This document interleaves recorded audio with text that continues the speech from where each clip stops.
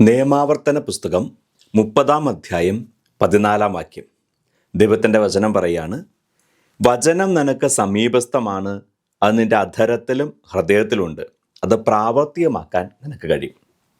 പ്രിയപ്പെട്ടവരെ, നമ്മെ ഓരോരുത്തരെയും നോക്കിയിട്ടാണ് ഈ ദൈവത്തിൻ്റെ വചനം പറയുക. എന്താ ദൈവത്തിൻ്റെ വചനം പറയുക? ദൈവത്തിൻ്റെ വചനം പറയാണ്, വചനം നമുക്കോരോരുത്തർക്കും സമീപസ്ഥമാണ്. എന്താ ഈ വചനം എന്ന് പറഞ്ഞാൽ? വചനം എന്ന് പറഞ്ഞാൽ ദൈവത്തിൻ്റെ കൽപ്പന, ദൈവത്തിൻ്റെ ഹിതം. അപ്പോൾ ദൈവത്തിൻ്റെ കൽപ്പനയും ഹിതമൊക്കെ നമ്മുടെ അടുത്ത് ഉണ്ട് എന്ന വചനം പറയുക. നീ എങ്ങനെയാണ് നമ്മുടെ അടുത്തുള്ളത്? അത് നിൻ്റെ അധരത്തിലും ഹൃദയത്തിലും ഉണ്ട്. അധരത്തിലുണ്ട് എന്ന് പറയുമ്പോൾ നമുക്കറിയാം, നമ്മൾ ദൈവത്തിൻ്റെ വചനം കേൾക്കുന്നുണ്ട്, ദൈവത്തിൻ്റെ വചനം നമ്മുടെ കയ്യിലുണ്ട്, നമുക്ക് വായിക്കാൻ പറ്റുന്ന ദൈവത്തിൻ്റെ വചനം നമുക്ക് നൽകിയിട്ടുണ്ട്. അപ്പോൾ ഇനിയിപ്പോൾ എനിക്കിത് ദൈവത്തെ അറിയില്ല, വചനം അറിയില്ല എന്ന് പറഞ്ഞതിലൊരു എക്സ്ക്യൂസും ഇല്ല.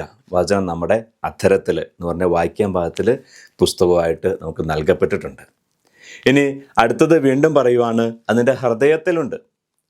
നമ്മുടെ മനസ്സാക്ഷിയിൽ നന്മ ഏതാ തിന്മ ഏതാന്നുള്ളത് വ്യക്തമായിട്ടുണ്ട്. ഒരു പക്ഷേ തിന്മ ചെയ്യുന്നവർക്ക് തന്നെ അറിയാം ഇത് തിന്മയാണ് എന്ന്. യഥാർത്ഥത്തിൽ നന്മ ഏതാ തിന്മ ഏതാന്ന് മനസ്സാക്ഷിയിലൂടെ ദൈവം നമുക്ക് നൽകിയിട്ടുണ്ട്. നമ്മൾ ഇത്ര നാൾ പ്രാർത്ഥിച്ചപ്പോൾ ഇത്ര നാൾ പല രീതിയിൽ അറിഞ്ഞും അറിയാണ്ടും എന്ന് പറഞ്ഞാൽ ശ്രദ്ധയോടെയും അല്ലാതെയൊക്കെ നമ്മൾ കേട്ട ദൈവവചനത്തിലൂടെ ദൈവത്തിൻ്റെ വചനം, ദൈവത്തിൻ്റെ ഇഷ്ടം നമ്മുടെ ഹൃദയത്തിലേക്കും ദൈവം നൽകിയിട്ടുണ്ട്. എന്നിട്ട് വചനം പറയാം, അപ്പോൾ അത് നിൻ്റെ അധരത്തിലുണ്ട്, ഹൃദയത്തിലുണ്ട്. വീണ്ടും പറയാണ്, അത് പ്രാവർത്തികമാക്കാൻ നിനക്ക് കഴിയും. ദൈവത്തിൻ്റെ വചനം എന്ന് പറഞ്ഞാൽ ദൈവത്തിൻ്റെ ഹിതം, ദൈവത്തിൻ്റെ ഇഷ്ടം, അത് പ്രാവർത്തികമാക്കാൻ നമുക്ക് ഓരോരുത്തർക്കും സാധിക്കും. അത് നമുക്ക് സാധിക്കും എന്നുള്ളതുകൊണ്ടാണ് ദൈവം നമ്മെ ആ ദൈവത്തിൻ്റെ വചനം ജീവിക്കാൻ വേണ്ടി വിളിച്ചിരിക്കുക. അതിനുവേണ്ടി നമ്മെ പരിശുദ്ധമ്മ ശക്തിപ്പെടുത്തുക, നമ്മോട് വിശുദ്ധിയിൽ ജീവിക്കണമെന്ന് പറയുക. നമുക്ക് പറ്റില്ലാത്ത കാര്യം നമ്മോട് ചെയ്യാൻ ദൈവം പറയില്ല. അതുകൊണ്ട് പ്രിയപ്പെട്ടവരെ, നമുക്ക് പരിശ്രമിക്കാം.